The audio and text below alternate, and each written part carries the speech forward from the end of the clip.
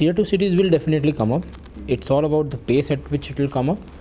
See, the Tier 2 cities are not giving a compelling cost arbitrage right now.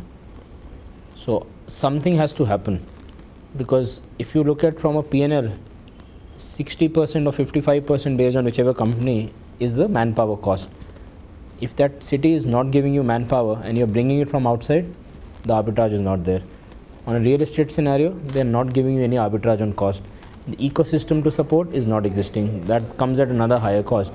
So right now, it is more of companies saying, okay, I need to decongest, de-risk, we are going there. Are they giving you a compelling value proposition to come? It's not there right now. But it's a phase, it will happen. So people are understanding.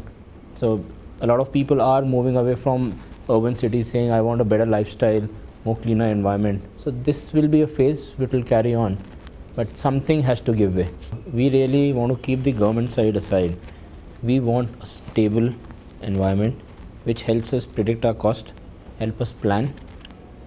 So developers also need to go, these shocks have to go away from their P&L also, only then will they give us a stable environment. Suddenly MAT coming, MAT going away, all these things are creating too much confusion.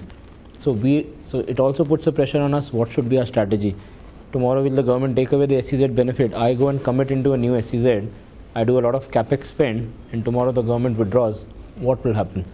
So these ifs and buts have to be taken away from the mind of the developer, from the company. It will only help the entire environment. So look at the ecosystem. There is a customer, there is an organization, and there is an ecosystem. Customers are going through stress. They're looking at higher productivity, which the IT companies have to deliver. But the ecosystem just expects everything to be a one-way street, so that they're insulated from the troughs and the peaks. Cannot happen. The realignment has to happen. In this realignment, some people will come out, some people will go away. It's a painful process, but it has to happen.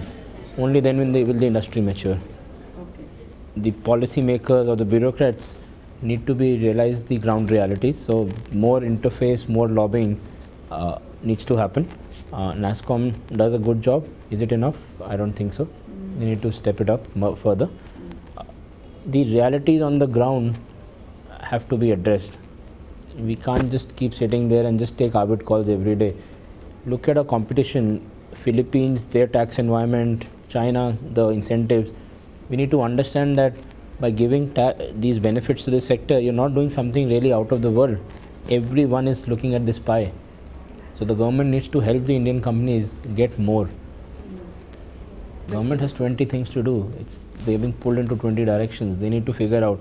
So they're saying this sector right now can still survive. We need to give impetus to someone else. But I think this thinking has to go away. With all the other countries giving so much incentive to companies, the government needs to realize that they're not doing enough. It is important. It's a global world. See, cost competitiveness has become hygiene now. You cannot say that I will just not focus on cost. So cost is important because a lot of companies like us have to innovate, develop new solutions, come up with new platforms. All that requires money. Only if you optimize in one place will you have enough for the other. There is not indefinite money that we have. So companies which innovate and have a very close handle on their cost are the ones who will survive.